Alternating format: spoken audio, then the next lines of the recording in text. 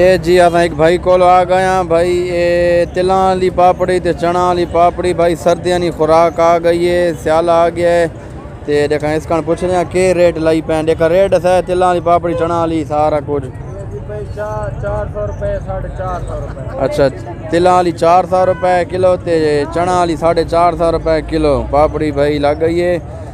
सर्दियों की खुराक है, आओ तो ज़रूर घेनो भाई, गर्म थो ये रित गाल है। यही कुछ होनी है थोड़े को के ना, ये सिर्फ पापड़ी मुफली वाली पापड़ी होनी है। अच्छा ये 500 रुपए किलो है। हाँ 600 रुपए।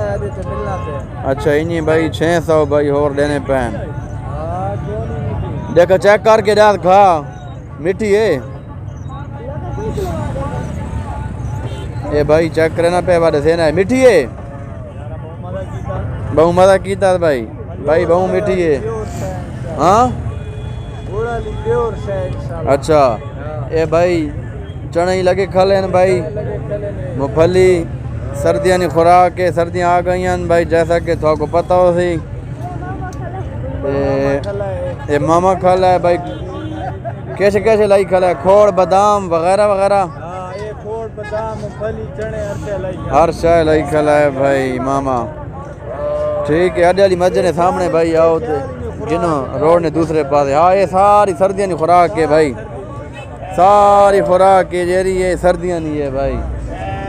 ये भाई मंडी तो है खा लेन। ये देखो भाई दुम्बे बकरे